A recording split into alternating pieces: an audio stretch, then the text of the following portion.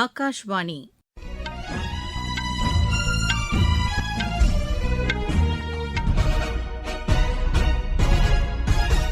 செய்திகள் வாசிப்பவர் ஜமீர் அக்தர். தலைப்புச் செய்திகள். இந்தியா அமெரிக்கா இடையேயான நட்புறவு உலக அளவில் மிகவும் முக்கியமானது என்று வெளியுறவுத்துறை அமைச்சர் டாக்டர் ஜெய்சங்கர் தெரிவித்துள்ளார். எபோலா வைரஸ் தொற்று பரவி வருவதால் காங்கோ, உகாண்டா, தெற்கு சூடான் ஆகிய நாடுகளுக்கு செல்வதை தவிர்க்க வேண்டும் என்று மத்திய அரசு அறிவுறுத்தியுள்ளது. நோய்கள் பரவுவதை தடுக்க உலக நாடுகள் ஒருங்கிணைந்து செயல்பட வேண்டும் என்று உலக சுகாதார அமைப்பின் தலைமை இயக்குநர் டெட்ரோஸ் அதனோம் வலியுறுத்தியுள்ளார். பாகிஸ்தான் நாட்டின் பலூச்சிஸ்தான் மாகாணத்தில் ரயில் தண்டவாளத்திற்கு அருகே நடத்தப்பட்ட குண்டுவெடிப்பில் 30 பேர் உயிரிழந்தனர். லாகோஸ் சர்வதேச டேபிள் டென்னிஸ் போட்டியில் இந்தியாவின் மனுஷ் ஷா, தியா சிட்டாலே இணை சாம்பியன் பட்டம் வென்றது. இனி விரிவான செய்திகள். இந்தியா அமெரிக்கா இடையேயான நட்புறவு உலக அளவில் மிகவும் முக்கியமானது என்று வெளியுறவுத்துறை அமைச்சர் டாக்டர் ஜெய்சங்கர் தெரிவித்துள்ளார். புதுதில்லியில் அமெரிக்க வெளியுறவுத்துறை அமைச்சர் திரு மார்க்கோ ரூபியோவுடன் நடத்திய ஆலோசனைக் கூட்டத்தில் உரையாற்றிய அவர், இரு நாடுகளும் பல்வேறு உலகளாவிய பிரச்சினைகளை ஒன்றிணைந்து எதிர்கொண்டு வருவதாக தெரிவித்தார். சர்வதேச பிரச்சினைகளில் இந்தியா மற்றும் அமெரிக்காவின் ஒருமித்த கருத்துக்கள் முக்கியமானது என்று அவர் கூறினார். இரு நாடுகளுக்கு இடையேயான உறவுகள் மேம்படும் என்று டாக்டர் ஜெய்சங்கர் நம்பிக்கை தெரிவித்தார்.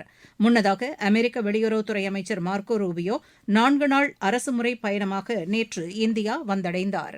நாளை மறுநாள் நடைபெறவுள்ள குவாட் வெளியுறவுத்துறை அமைச்சர்கள் மாநாட்டில் வெளியுறவுத்துறை அமைச்சர் டாக்டர் ஜெய்சங்கர், அமெரிக்க வெளியுறவுத்துறை அமைச்சர் மார்க்கோ ரூபியோ, ஆஸ்திரேலிய வெளியுறவுத்துறை அமைச்சர் பென்னி வாங், ஜப்பான் வெளியுறவுத்துறை அமைச்சர் டோஷிமிட்சு உள்ளிட்டோர் கலந்து கொள்கின்றனர்.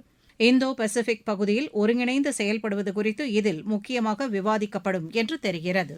சிக்கிம் மாநிலத்தை பாதுகாக்கும் பொக்கிஷமாக கஞ்சன்ஜங்கா விளங்குவதாக மத்திய அமைச்சர் திரு ஜோதிர் ஆதித்ய சிந்தியா எழுதியுள்ள கட்டுரையை பிரதமர் திரு நரேந்திர மோடி பகிர்ந்துள்ளார். இதுகுறித்து சமூக வலைதளத்தில் பிரதமர் வெளியிட்டுள்ள பதிவில், சிக்கிம் மாநிலத்திற்கு பயணம் மேற்கொள்ள வேண்டும் என்று சுற்றுலாப் பயணிகளை கேட்டுக் கொண்டுள்ளார். சிக்கிம் மக்களின் கலாச்சாரம், ஆன்மீகம், வரலாற்று முக்கியத்துவம் குறித்து அந்த கட்டுரையில் குறிப்பிடப்பட்டுள்ளதாக பிரதமர் தெரிவித்துள்ளார். சிக்கிம் மாநிலத்தின் வளர்ச்சிப் பாதை குறித்தும் எதிர்கால திட்டங்கள் குறித்தும் இந்த கட்டுரையில் தெரிவிக்கப்பட்டுள்ளதாக திரு நரேந்திர மோடி கூறியுள்ளார். எபோலா வைரஸ் தொற்று பரவி வருவதால் காங்கோ, உகாண்டா, தெற்கு சூடான் ஆகிய நாடுகளுக்கு செல்வதை தவிர்க்க வேண்டும் என்று மத்திய அரசு அறிவுறுத்தியுள்ளது. இந்நாடுகளில் தற்போது பயணம் மேற்கொண்டிருக்கும் இந்தியர்கள் அந்நாட்டு சுகாதாரத்துறையின் அறிவுறுத்தலின்படி செயல்பட வேண்டும் என்று கூறியுள்ளது. இந்தியாவில் தற்போது எபோலா வைரஸ் தொற்று குறித்த அறிகுறிகள் இல்லை என்று மத்திய சுகாதாரத்துறை தெரிவித்துள்ளது. இதனிடையே காங்கோ நாட்டில் எபோலா வைரஸ் தொற்றால் உயிரிழந்தோரின் எண்ணிக்கை 204 அதிகரித்துள்ளது. அந்நாட்டு சுகாதார அமைச்சகம் வெளியிட்டுள்ள அறிக்கையில் 867 பேருக்கு இத்தொற்றின் அறிகுறிகள் கண்டறியப்பட்டுள்ளதாக தெரிவிக்கப்பட்டுள்ளது. எபோலா வைரஸ் தொற்று பரவுவதை அடுத்து அந்நாடுகளில் பொது சுகாதார அவசரகால நிலையை உலக சுகாதார அமைப்பு அறிவித்துள்ளது.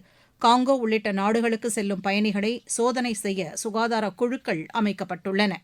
மேற்குவங்க மாநிலம் ஃபால்டா சட்டப்பேரவை தொகுதியில் நடைபெற்ற மறுதேர்தலில் பிஜேபியின் தேபாங்ஷு பாண்டா வெற்றி பெறும் நிலையில் உள்ளார். டைமண்ட் ஹார்பர் மகளிர் பல்கலைக்கழக வாக்கு எண்ணும் மையத்தில் வாக்கு எண்ணிக்கை தற்போது நடைபெற்று வருகிறது. 10வது சுற்று முடிவில் திரு பாண்டா 63,238 வாக்குகள் பெற்று முதலிடத்தில் உள்ளார். தற்போது அவர் 38,940 வாக்குகள் வித்தியாசத்தில் முன்னிலையில் உள்ளார். மார்க்சிஸ்ட் கம்யூனிஸ்ட் கட்சியைச் சேர்ந்த சம்புநாத் 2வது இடத்திலும், காங்கிரஸ் கட்சியைச் சேர்ந்த அப்துல் ரசாக் 3வது இடத்திலும் உள்ளனர். நோய்கள் பரவுவதை தடுக்க உலக நாடுகள் ஒருங்கிணைந்து செயல்பட வேண்டும் என்று உலக சுகாதார அமைப்பின் தலைமை இயக்குநர் டெட்ரோஸ் அதனோம் வலியுறுத்தியுள்ளார்.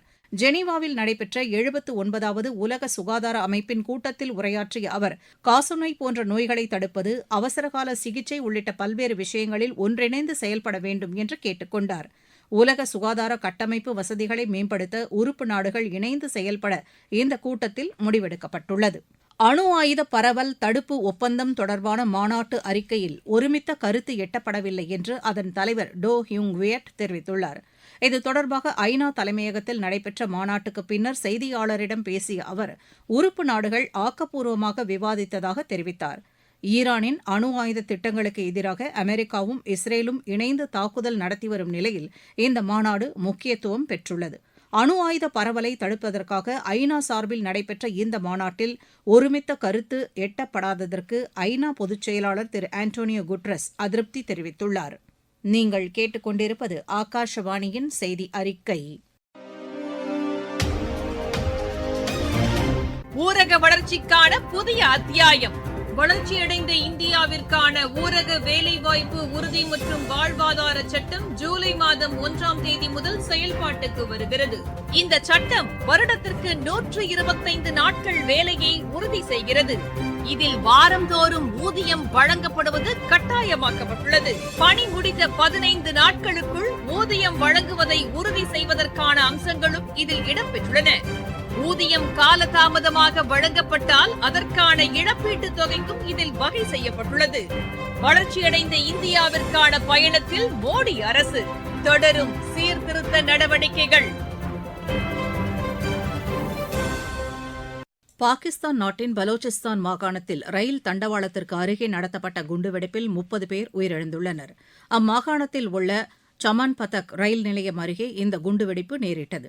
இந்த குண்டுவெடிப்பில் ரயில் சேதமடைந்ததாகவும் அப்பகுதியில் நிறுத்தி வைக்கப்பட்டிருந்த 10 வாகனங்கள் முற்றிலும் சேதமடைந்துள்ளதாகவும் கூறப்பட்டுள்ளது. இதனையடுத்து குவெட்டா நகரில் உள்ள மருத்துவமனைகளில் அவசர நிலை அறிவிக்கப்பட்டு மருத்துவர்களும் சுகாதார அலுவலர்களும் விரைந்து செல்ல உத்தரவிடப்பட்டுள்ளது. கலிபோர்னியாவில் உள்ள கார்டன் குரூவ் பகுதியில் ஆபத்தான ரசாயன கசிவு காரணமாக அவசர நிலை பிறப்பிக்கப்பட்டுள்ளது. கலிபோர்னியா ஆளுநர் கவான் நியூசோம் ஆரஞ்ச் கவுண்டியில் அவசர நிலையை பிறப்பித்துள்ளார். இதனையடுத்து லாஸ் ஏஞ்சலஸின் கார்டன் குரூவ் புறநகர் பகுதிகளில் மக்களை பாதுகாப்பான இடங்களுக்கு அப்புறப்படுத்த பேரிடர் மீட்புக் குழுக்கள் தயார் நிலையில் உள்ளது. அப்பகுதியில் உள்ள பிளாஸ்டிக் உற்பத்தி நிலையத்தில் சேமித்து வைக்கப்பட்டிருந்த ரசாயனம் அதிக வெப்பம் காரணமாக கசிந்ததால் இந்த விபத்து ஏற்பட்டுள்ளதாக அந்நாட்டு தீயணைப்புத்துறை தெரிவித்துள்ளது. 50,000 பேரை பாதுகாப்பாக தங்க வைப்பதற்காக முகாம் ஏற்படுத்தப்பட்டுள்ளது.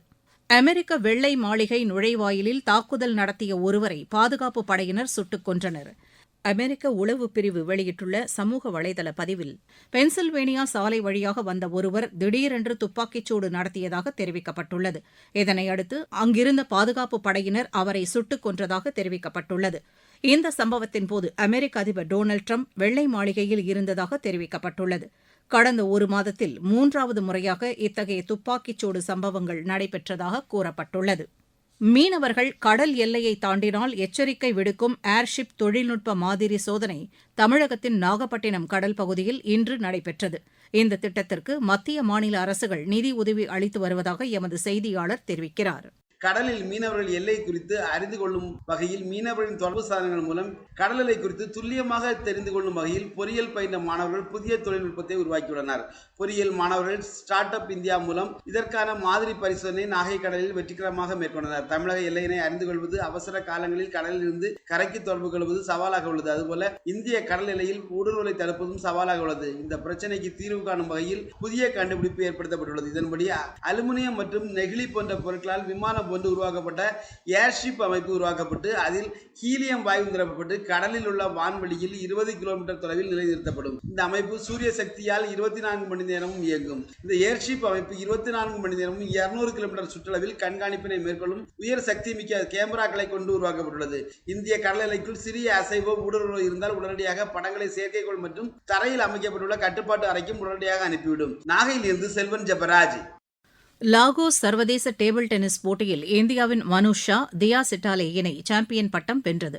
நைஜீரியாவில் நடைபெற்று வரும் இப்போட்டியின் கலப்பு இரட்டையர் பிரிவு இறுதி ஆட்டத்தில் இந்த இணை 11-8, 14-12, 11-8 என்ற செட் கணக்கில் பிரான்சின் சாமிலி லிவ் லியோடே நாட்ரெஸ்ட் இணையை வென்றது. பிரெஞ்ச் ஓபன் டென்னிஸ் போட்டி இன்று தொடங்குகிறது. பாரிஸ் நகரில் நடைபெறவுள்ள இப்போட்டியின் ஆடவர் இரட்டையர் பிரிவில் இந்தியாவின் யூகி பாம்ப்ரி நியூசிலாந்தின் மைக்கேல் வீனஸ் இணையும், ஸ்ரீராம் பாலாஜி பிரேசிலின் மார்சிலோ டொமிலினர் இணையும் கலந்து கொள்கின்றன. ஐபிஎல் கிரிக்கெட் போட்டியில் இன்று நடைபெறும் ஆட்டத்தில் மும்பை அணி ராஜஸ்தான் அணியை எதிர்கொள்கிறது. மும்பையில் இப்போட்டி மாலை 3:30 மணிக்கு தொடங்குகிறது. மற்றொரு போட்டியில் கொல்கத்தா அணி தில்லி அணியை எதிர்கொள்கிறது. கொல்கத்தாவில் இப்போட்டி இரவு 7:30 மணிக்கு தொடங்குகிறது. மீண்டும் தலைப்புச் செய்திகள். இந்தியா அமெரிக்கா இடையேயான நட்புறவு உலக அளவில் மிகவும் முக்கியமானது என்று வெளியுறவுத்துறை அமைச்சர் டாக்டர் ஜெய்சங்கர் தெரிவித்துள்ளார்.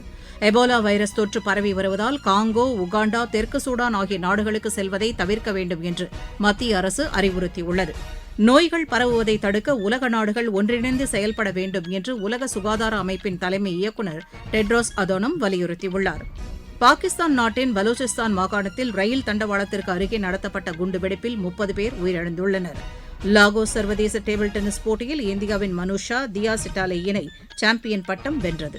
செய்தி அறிக்கை நிறைவு பெற்றது.